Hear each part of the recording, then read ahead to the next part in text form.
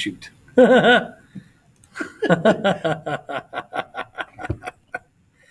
Oh, that didn't work. All right. Well, so that's a good place as any to start.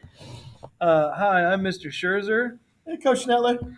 and we're going to tell you pretty much how this picture came to be. I'm going to hide that. So we're going to talk to you today about the causes and the build-up towards World War II. We're going to talk to you about a lot of the major things, especially the economic and the ideological. What's a good working definition for ideological? You're talking like the political aspect behind everything, just how Oh, they're yeah. going to deal with each other, and how they're going to interact with each other. Absolutely. And how we get to where the Prime Minister of England on the left there, Neville, and the Prime Minister of Germany on the right, the Chancellor of Germany on the right there, Adolf Hitler, are going to be smiling at each other and not saying nasty things. Exactly. They're all going to come to this cute little agreement that's supposed to bring peace in our time. Peace in our time. Oof. That's just terrible. That's just a scary thing to That's say. a scary thing to thought. So we're going to start. The two major questions we're going to try to answer today are the two questions that are most likely to be really good LEQs, I would think. Was World War II inevitable? And what was World War II really about? I mean, what's it all about, Alfie, when you get right down to it? Yeah. So let's start off. Do you want to do it chronologically or you just want to do it topically? We'll just start out chronologically, but we'll probably end up doing it Oh, at absolutely. the end of the way it starts. But So let's end World War I with the Treaty of Versailles. The key points of the Treaty of Versailles from a European standpoint is going to be that we're going to punish Germany, right? yeah, Germany needs to be punished not because they started the war, but because they were the best at it and was taking it to everybody and gained the most ground out of it altogether. It wasn't that the war guilt clause was just an excuse to punish Germany. See, I always tell my students the same thing. It's like they have to accept the guilt because anything we do to you after that is now justified by your own hand. So let's set up the players. We don't just have the big four, right? That's Italy, France, the United States, and Britain. We don't just have them at the Treaty of Versailles. Who else do we have there? Japan's there Japan's there. because there is an Asian aspect to this war that rarely gets talked about. And that's going to be a major player that brings about maybe a point for our first question, right? Mhm. Japan is invited to this, but we never talk about what happened to Japan in World War One because they don't really get allowed to say much at the Treaty of Versailles. And I mean, Germany's there too, kind of just being told what's going to happen. Yes, they don't have a voice. I tell my students they don't have a voice in the room. They're not basically not allowed to talk. Yeah. It's like when your parents and the teachers are talking about you at a parent teacher conference and like you're just quiet Yeah. and we talk about you but not to you. That's exactly what they're doing now. I love doing that. It makes them so uncomfortable. So the Germans are going to be treated basically as, the kid with the dunce cap in the corner. They are in timeout. In fact, the war for them hasn't really ended. It's in an armistice. They're thinking it's still a timeout. Yeah. But we're telling them, nope, time to sign this treaty. So from there, go ahead. I always make the argument that Germany is under the impression too that they're surrendering to the United States, and Wilson's 14 points, and they think Wilson's 14 points, or they're hoping Wilson's 14 points carry the day, because in the 14 points there is no punishment, there is no massive reparations involved with Wilson's 14 points. The thesis behind the 14 points can best be described as peace with honor. Yes. The idea that Woodrow Wilson looks at it and goes, look, if we punish these guys, they're just going to get hurt and they're going to do it again. It's why France did what it did and like fought again. It's why Russia keeps pushing back and going to the Crimea. It's once you push back and punish, people have to reassert dominance. This is just after militarism. We're trying to figure out who has the most powerful army. And if your army gets punished, I mean, think about any kind of sports team, any kind of sports rivalry. Well, that's the reason that they go after the German military too. Limit its numbers, less than 100,000 for self-defense only. Yep. Right, and you can't do these other things without being overlooked by France, which makes it even worse from a German perspective. France is the one that gets to kind of oversee what you're doing. Oh, it's like we put your worst enemy like in charge of grading your papers. Yes. Ugh. So Germany's going to lose territory. Germany is going to have to pay war reparations to an unsurmountable tune. To the amount that, like, basically they didn't stop paying it off till about 2008. Yeah, Was it like the was time they this finally paid it century, off. right? I need you guys. That's one of the things I want people to remember is even after World War II, they were paying World War I reparations till 2008. It's like student loans, only a little bit more forgiving. Yeah. So, so let's look at it. So, Treaty of Versailles, the four main points: one, peace with honor. That's what they want. Two, freedom of the seas, especially for America. Yeah, that's the big one from the United States perspective, because if we're going to claim neutrality and still try to honor the Monroe Doctrine and the Roosevelt Corollary, we're going to get ourselves removed from European affairs again. Yep. There's also a response, would you say, to unrestricted submarine warfare? Yes, they're gonna make sure that doesn't happen, because, well, let's face it, everybody was behind Germany in the advancement of submarines. Oh, So absolutely. that's part of the issue right there, is that the British and later on the Americans aren't quite there yet. So let's make sure that that can't happen again, or at least until we get our technology up to that speed. Until we got good enough submarines, we're going to nerf yours. Yeah, So you have to promise not to do bad things, which yeah, always holds up in war. Whenever you tell someone not to do something bad in war, they always abide by it. all the time. Absolutely, without problems.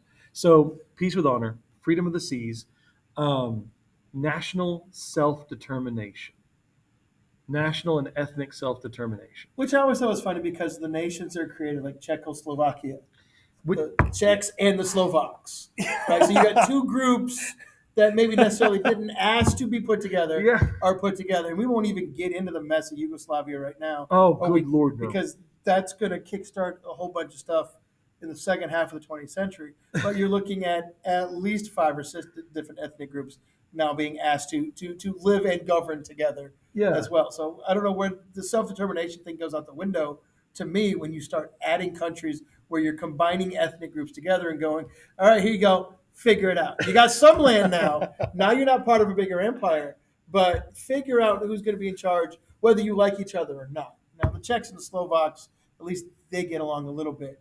But Yeah. the situation in Yugoslavia, in those Baltic nations, that's a little more sketchy. Which shows a fundamental misunderstanding of Slavic culture, Mhm. because they think they can put these people together because of pan-Slavism that Russia's been pushing. All Slavic people are the same. Yep. We fell for our own propaganda, and Czechs and Slovaks have more of a mixture, that mixture between German and Slavic cultures, and we think they'll work together here. It's like Europe's miscellaneous drawer.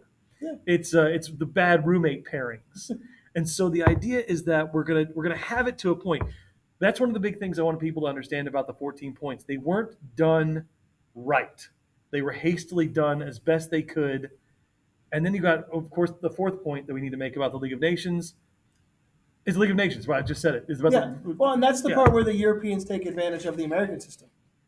Mm. They know Wilson has to sell that back in the States. Mm-hmm. They know that's going to be a really difficult thing for Wilson to get the country to agree to, because we're going from being a isolationist country now to an internationalist country, foreign policy wise, if we agree to the League of Nations. Are we internationalist, or are we now moving towards interventionalist? When do we become interventors? I guess interventionalist? And when do we try to get involved all the time as opposed to just being open to the idea?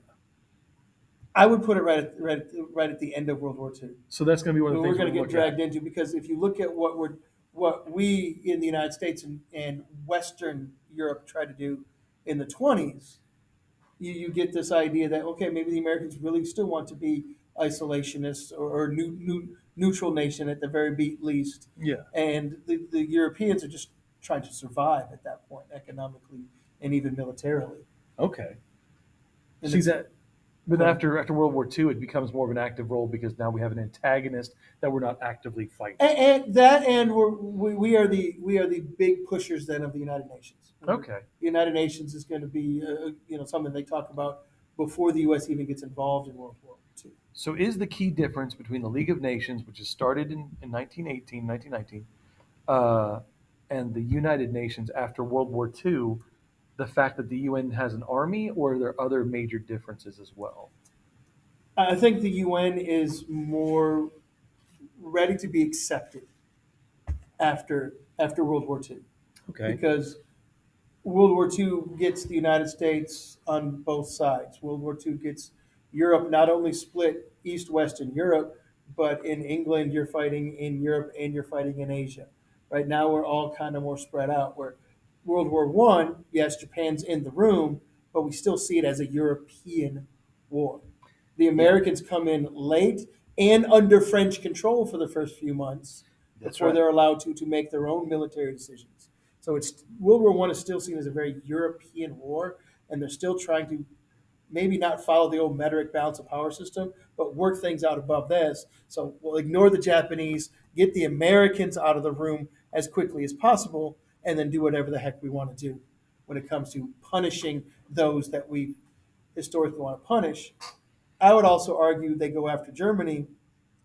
New kid on the block, Strong kid on the strong block. kid on the block, grew Strong. up during the Second Industrial Revolution, and passing up countries like France and Italy and being right there neck and neck with Great Britain, industrialized in a far less short period of time than it took those other countries to do that.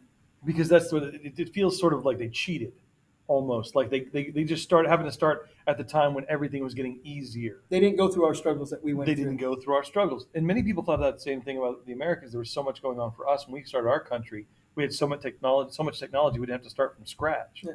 So same thing here. Okay, so hold that thought. The League of Nations is going to be a failure. We're going to spoiler alert: the League of Nations failed. I don't know if you guys noticed that, but there aren't too many League of Nations meetings these days. The League of Nations is going to fail. We're going to see how that does that. So let's talk about. You said something brilliant when we were getting ready for this, and you said, "How could you call World War One the war to end all wars?" So where does that kind of hubris come from? If we're calling World War One the Great War, the war to end all wars, what does that tell you about the countries afterwards? What's our mindset afterwards? Because this is what we're saying when we're looking back. We call it the Great War while we're fighting it because it's pretty dang big for Yeah. Europeans.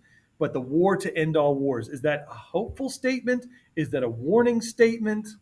What is that? I think it's more hopeful and maybe more idealistic because there are attempts to try to prevent this. They've now seen the horrors of a truly industrialized war, Yeah. right? Well, we saw an example of it with the American Civil War, right? This is what can happen with the new technologies and those types of things. We saw a little example of it with the Spanish American War. But Europe spent the time trying to avoid that. European imperialism is about avoiding war. Yeah. But now all of a sudden we've seen what this can do, right? We outlaw the use of poison gas, Yeah. right? And then we start having these military agreements amongst all these nations that limit the number of battleships, limit the number of naval armaments we can have in this ocean and that ocean. And they're really hoping, I mean, to the point where the United States and Great Britain have to scuttle some of their ships so they can get to that prescribed low number that each nation is supposed to have. So this is more of an everyone jumping in, kind of agreeing to do this because we've seen the wars. I can see where you'd say that as a hopeful statement. I think I'm going to take the track where you were talking about industrialization, the industrialized war. I think there's an understanding after World War One that technology is only going to keep increasing. I mean, look at the technology jumps in World War One. We go from tanks being basically just like armored tractors to tanks being armored tractors with better guns that can go 30 miles an hour. And so I think what these guys are also seeing is you cannot underestimate the power of technology. We didn't have the atomic bomb till the end of the World War into World War II, but there's the idea that weapons are only going to get more devastating. So we try to So, limit those weapons. so that's the limitation as well. You can see both ideologies mixing together, and I think that's what works for them for the first bit is going to be the fact that these ideologies are not opposed. The idea of we're afraid of technology getting too far ahead. Also, we realize that we can hopefully learn to talk it out. Well, that's why you have all these naval conferences. Yes. 4 power pack, 5 power pack, 9 power pack, where they all kind of come together and go, okay, let's make sure that nobody outpowers somebody else, right? And the bigger players, United States, Great Britain, get the bigger numbers percentage wise. And it looks really good on paper. But when you start breaking it down and you look at what the Americans in particular have to do is They got to create a two ocean navy, but there's only Versus, one navy. yeah. They don't see it as a two ocean navy yet until the start, or till almost the start of World War II, where they realize, man, we need a Pacific fleet and an Atlantic fleet, because when you finally look at the numbers, you realize in the Pacific, the United States is outgunned. The Japanese have more battleships Hmm. because of the numbers. The Germans only have to worry about one ocean. That's the Atlantic. So we're outgunned there, right? And it kind of costs them in the end because you also had, and this is where I'm going to bring it in, the Hmm. Kellogg-Briand Pact, Ah, where you get multitudes of nations signing this agreement that originated with the United States and France. Kellogg, yes, as in that family of Kellogg's. He is part of the I was going to cereal. make a cereal joke, but I'm glad you went ahead and just Yeah, took the it's sweat that the family. legs And there. then Briand, but the U.S. and France start this agreement where we're basically going to outlaw war in the early 1920s. That's where that idealistic hopefulness comes in. And the naval agreements are the ones like you're talking about, trying to mesh it together with slowing down that technology advances. So let's take a look at those. Let's take a second here and talk. Oh, go ahead. Go ahead. We left out the fact that Germany's not allowed to be part of either one, though. Oh, Germany's not allowed to be part of the League of Nations. Germany's not allowed to sign the Kellogg-Briand Pact. so that's a strange thing. We don't want them to do war, but we're gonna. You don't get to agree not to do war, but just don't do war. Yeah, they're So not part of it. so that's a very European mindset. It's a very European thought process of we're going to make it to where you know you're in trouble and you have to sit out the next 30, 40 years because Europe has a thousands of year history. And we know this is going to be a timeout as opposed to America, who's like, 30 years, that's half of our Yeah, lifespan. yes. And from a Euro perspective, it's exactly what the Congress of Vienna did. Yeah. All right, France, you need to go back to have a monarch for a little bit, right? Couple of monarchs and we'll be fine. Yeah, We'll move you from can come there. back, go from there, right? They're kind of harkening back. They're kind of in this. We want to stay old diplomatically. We don't know how to play the new game yet. We're not putting, and then Germany's like always a couple of steps ahead in the Oh, diplomatic that's just game. Bismarck. Yeah, that Bismarck's Bismarck puts them ahead, and they stay ahead diplomatically, which explains this photo right here. yeah. The Germany's always a couple of steps ahead, and England, as you can see, is just hoping they can get a good deal out It's of the it. expression: Germany's playing chess, and everybody else is playing checkers. Yeah. God, some cases tic tac toe. Thank you, Portugal. So let's talk for a second, real quick. Let's focus on Japan again. This is for the world history and the American. Let's look at Japan. I always thought about Japan as kind of giving us three strikes as America.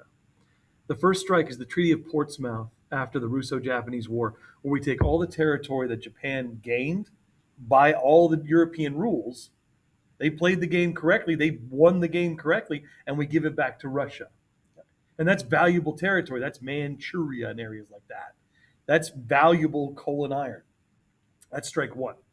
Strike two is when Japan comes to the Treaty of Versailles looking for what did we get out? It's time to divide them loots, and there's no loots for them.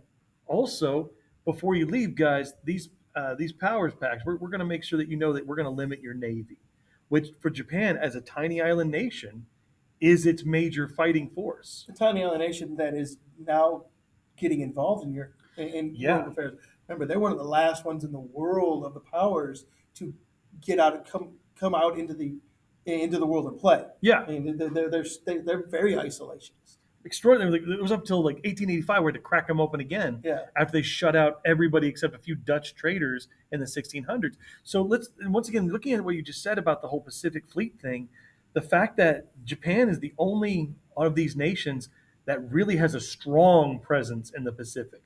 For everybody else, it's just trade ships. they went and they actually read what they could have, and they ran the numbers and realized we can outgun everybody in the Pacific because U.S. has to worry about two. Britain's only going to worry about Europe. We can be the dominant military naval force in the Pacific once they looked at it. But I would argue, but in that they'll see how to make that to their advantage. But the fact that we tried to limit them and the fact that we tried to pigeonhole them without giving them any more say, Yes. that's strike two. Yep. And when America finally just stopped selling oil and steel, strike three. Yep. Now we're ready to go. Yep. So that's I want to make sure that we got Japan in there because that's a world perspective. That's as a world well. perspective, and being ignored. And it's with World War II. That's the part that surprises the Americans. Is it's coming from Japan that's Yeah, being the aggressor, right? We're looking for stuff we to were come across the friends. Atlantic. Yeah, we were stuff coming across the Atlantic, right? We're waiting for something that happened, and then all of a sudden something happens. We we You gave you know? the steel and the oil to power those ships, and you're using them against us. So strange. We don't know why we deserve this. And the Japanese are like, oh, I have reasons. Um, so let's sum up now. So at the end of World War One, we've got all these things in place that are supposed to try to preserve peace. Peace. Kellogg Briand Pact, League of Nations. We're going to go with that. So let's talk about economics because this leads to, for America, one of the greatest roaring economies of our entire history. And for the rest of Europe, it is a very quick transition to a giant depression, which will eventually come and get us. So let's talk about the depression in Europe, and then we'll compare it to the Roaring Twenties. All right, well, post-war recession happens after every war, Mm-hmm. and Europe can't get itself out of it. The continent is destroyed. 2% of the population is gone. The northern farmlands of France and Belgium are destroyed with the trenches. If I can say, let's talk about that 2% of the population, though. 2% of their active male Male population. population. Yes. Not to be, not, This is not a sexist statement. It was, at the time, males were the main movers in the economy. Yeah, in the economy, in politics, in everything, right? In we've been talking in the Euro class about the slow progression of women's rights and women's economics and those types of things. But the factory jobs are still off for men. Now, yes, in Europe during World War One, we do see the women go working in the factories, Same and thing. they do get the right to vote in England because of it, just like here in the United States. But the expectation is, as soon as the men come back, women get out of those jobs, the men come back in. Those jobs never materialize in Europe because they're waiting on reparations to be paid by Germany. That's never going to come So, because the yeah, Treaty of Versailles punishes Germany economically so harsh and industrially so harsh that they they can't. can't get out of it. Yeah, it's like pulling a stopper out of a bathtub. Yeah. All the water drains. And the idea is that it's not that there's no factory jobs, there's no factories. Yes. There's no factories to give you jobs. And that's even after America reaches out with the Dawes Plan. And then what are you going to build in those factories that were building implements of war for the past 4 or 5 years? How do you switch them to consumer Yeah. goods? What And and what consumer goods? yeah, especially if you have no one being able to buy consumer goods, what's going to take off? I mean, and America smiles and so when we say that because we've got all these consumer goods if you want a consumer goods. Yeah. If you want a toaster, I mean, you could get it from a French factory, but an American toaster? Yeah, you get to come, and then the difference between being on the island of Great Britain and the continent of Europe, Oh, right? resource Yeah, access. the British hang on to their empire, right? Yeah. The British Empire is a worldwide empire. The sun still hadn't set on the British Empire even after World War One. They still got their holdings in India and in Asia and in Australia and all those other places. So they're a little Canada. bit better off. They're a little bit better off than the folks on the continent. And the further east you go on the continent, the worse it gets Yeah. economically. Remember also the devastation on the Eastern Front between Germany and Russia is just horrible because the Germans are going to literally steamroll in some cases, and they don't do things nicely. So there's a lot of rebuilding there Well, too. that and the Russian military policy of scorched earth doesn't help either. Oh When they're God burning bless their them. own stuff, right? Yeah, When they're burning their own stuff, so you have the devastation that the Germans are going to bring because they're going to bring total war. But so Russians slash Soviets because they have the same yeah, practice we know. are doing the same thing themselves with scorched earth. So the further east you go, the worse it gets, and that's only going to come back. That's only going to do a kind of a wave back motion. So, And in this case, the people can't go west for industrial jobs in Western Europe because they're not there.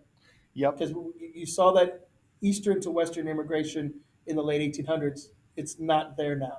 So now they're staying in their homeland, and how bad it is in the homeland, just economically speaking, is just what it is. Oh yeah, so that's going to be France and Britain staying in their homes and stuff like that. France, Britain, Spain, Portugal, Germany, all going to stay there. However, the southern and eastern Europeans are going to begin that major trek to America. Yes.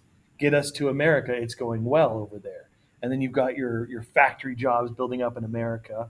So while Britain and France and Germany and all of them are broken because there's nothing to really do and no products to make that people are going to buy.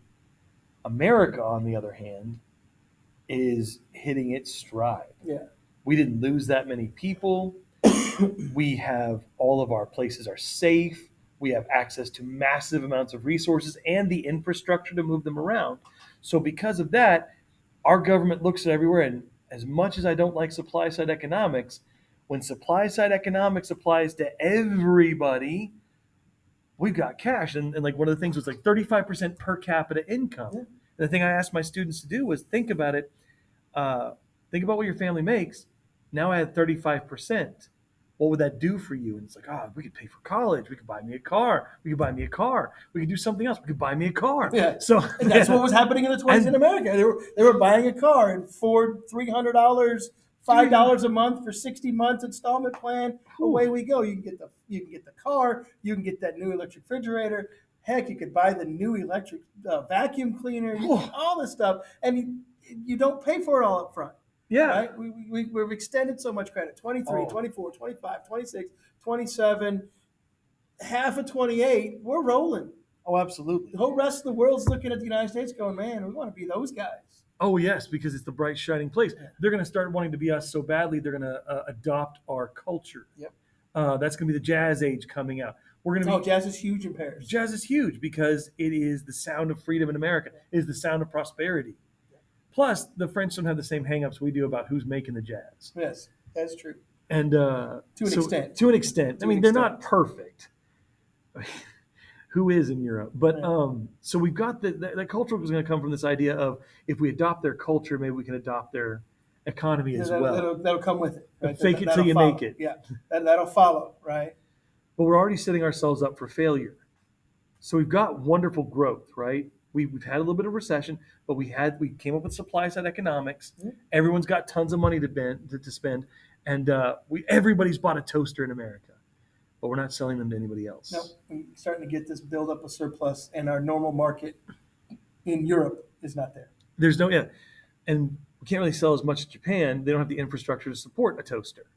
No. India does not want a toaster. No. All these different things are happening. But we start doing something to prolong the feeling of what's the word? Prosperity. Yeah. So we're going to do things like you said, like installment buying, $5 a month for 60 months. Yeah. And when you look at it, we have a problem within America today with that. Yes, a lot of same issue. Right. It's the same problem. Credit is horrifying. Right. The average American family in 2023 has $8,000 to $10,000 of credit card debt. Yeah, that's credit card debt. That's not a home loan. That's not a car loan. That's just on. That's not Visa, building equity. Yeah, that's not building equity. That's not doing anything for you. That is just going. It's like you could just as easily light that money on fire. And that's an underlying issue in the United States starting in the 1920s. And so this idea of credit, because we have this new culture of instant gratification, as instant as 1920 can get. Yeah. Our instant's way faster than 1920's instant. What's the rise of commercialism? Yes, consumerism. Consumer commercialism. Yeah. Because in the 20s, we also now get told which products are better than other products. Yet so many products are out there on the market. We talked about, in one of the advertisements I showed them, 260,917 doctors promote Lucky Strike cigarettes. And you should have those. Yeah. And then they go, well, we have a filter. Well, we have a menthol. Well, and then the flip side of that, it's a billion Deutschmarks to buy a loaf of bread in Germany. Yeah, and that's happening at the exact same time. Right. That's the thing that blows my mind. And the rest of Europe is expecting Germany to pay back $333 billion US in reparations. Unfathomable.